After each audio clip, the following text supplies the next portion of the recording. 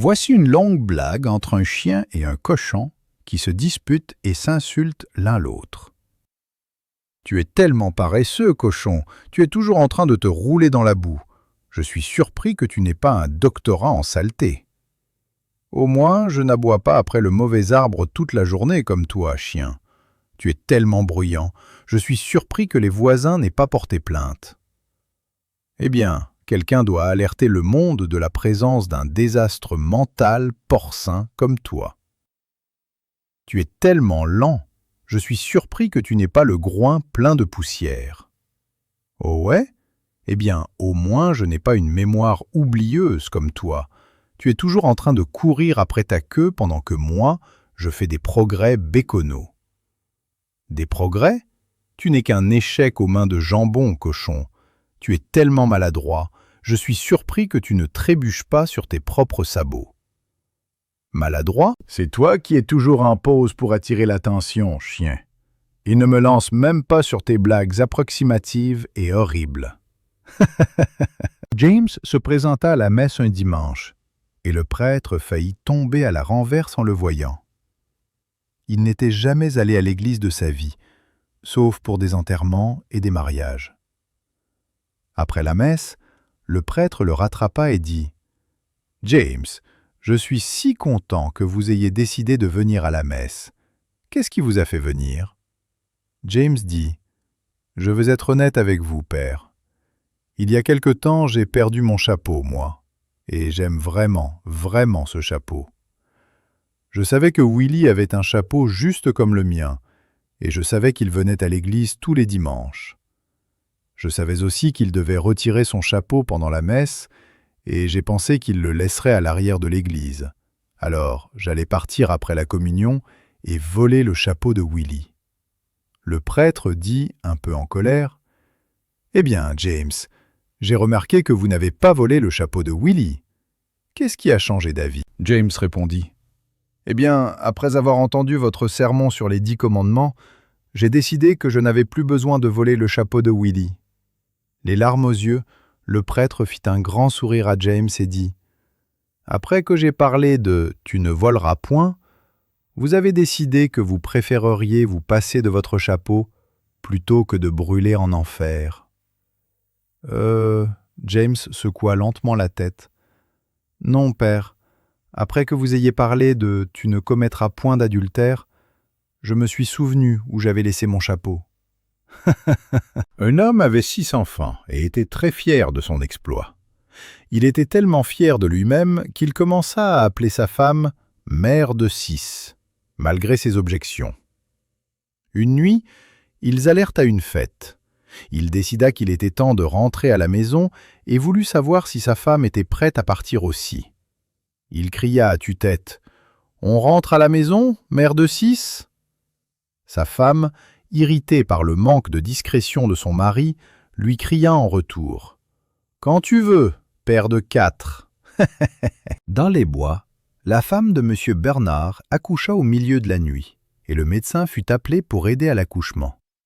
Pour occuper le père nerveux, le médecin lui tendit une lanterne et dit « Tenez, tenez-la haute pour que je puisse voir ce que je fais. » Bientôt, un petit garçon vint au monde. « Oh là là, Scotty !» dit le médecin. « Ne soyez pas pressé de poser la lanterne. Je pense qu'il y en a encore un autre qui arrive. » En effet, en quelques minutes, il mit au monde un autre petit bébé. « Non, non, ne soyez pas pressé de poser cette lanterne, jeune homme. Il semble qu'il y en ait encore un autre, » s'écria le médecin. Le nouveau père se gratta la tête, déconcerté, et demanda au médecin « Vous pensez que c'est la lumière qui les attire ?» Un couple marié voyage en voiture de Californie à New York. Étant des seniors, après presque 11 heures sur la route lors de ce voyage, ils étaient trop fatigués pour continuer. Alors, ils décidèrent de prendre une chambre dans un magnifique hôtel, mais ils ne prévoyaient de dormir que 4 heures, puis de reprendre la route. 4 heures plus tard, le réceptionniste leur présenta une facture de 350 €. L'homme explose et insista pour savoir pourquoi la facture était si chère. « Je suis d'accord que c'est un bel hôtel, Mais les chambres ne valent pas 350 € pour un séjour de seulement 4 heures. Le réceptionniste lui dit que 350 € était le tarif standard. L'homme insista pour parler au directeur. Le réceptionniste informa le directeur. Le directeur apparut alors, l'écouta et déclara: « Cet hôtel a une piscine de taille olympique et un immense centre de conférences spécialisé conçu pour accueillir des méga-conférences qui sont disponibles pour utilisation. »« Mais on ne les a pas utilisés, » dit le mari. « Eh bien, ils sont là et vous auriez pu, » expliqua le directeur. Il continua à expliquer que le couple aurait aussi pu assister à l'un des spectacles pour lesquels l'hôtel est célèbre. Le directeur se vanta. « Nous avons les meilleurs artistes, comédiens, chanteurs et danseurs de New York, Hollywood et Las Vegas qui se produisent ici dans cet hôtel 24 heures sur 24, 7 jours sur 7. »« Mais on n'est allé à aucun de ces spectacles, » dit le mari. « Eh bien, on les a, et vous auriez pu, » fut la réponse.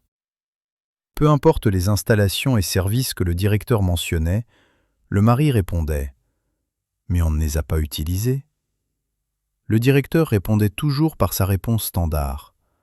Le directeur est inflexible, et finalement, après plusieurs minutes de débat, le mari abandonna et accepta de payer. Comme il n'avait pas son chéquier, il demanda à sa femme d'écrire le chèque. La femme écrivit un chèque et le donna au directeur. Le directeur la regarda stupéfait quand il regarda le chèque. « Mais, madame, ce chèque n'est que de 50 €. »« C'est exact, » répondit-elle. « Je vous ai facturé 300 € pour avoir couché avec moi. »« Mais je n'ai pas couché avec vous, madame, » s'exclame le directeur. « Eh bien, tant pis. J'étais là, et vous auriez pu. » Maurice venait d'être embauché comme nouveau PDG d'une grande société high-tech. Le PDG qui partait le rencontra en privé et lui remit 3 enveloppes numérotées 1, 2 et 3. « Ouvrez-les si vous rencontrez un problème que vous ne pensez pas pouvoir résoudre, » dit le PDG partant. Les choses se passèrent plutôt bien, mais 6 mois plus tard, les ventes chutèrent et Maurice en prenait vraiment plein la tête. Au bout du rouleau, il se souvint des enveloppes. Il alla à son tiroir et prit la première enveloppe. Le message disait « Blâmez votre prédécesseur ». Maurice appela une conférence de presse et attribua tactiquement le blâme aux pieds de l'ancien PDG. Satisfait de ses commentaires, la presse et Wall Street réagirent positivement. Les ventes commencèrent à reprendre et le problème fut bientôt derrière lui.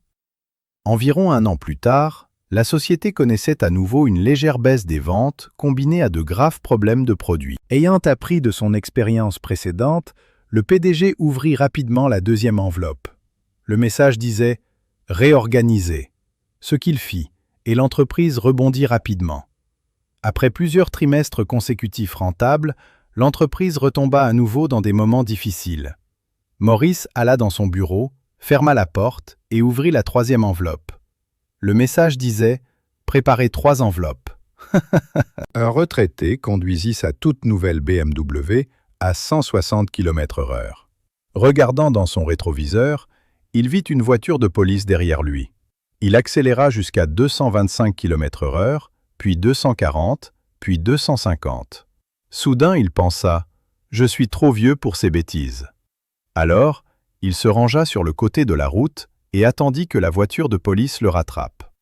L'agent s'approcha de lui, regarda sa montre et dit « Monsieur, mon service se termine dans 10 minutes. Aujourd'hui, c'est vendredi et je pars pour le week-end avec ma famille.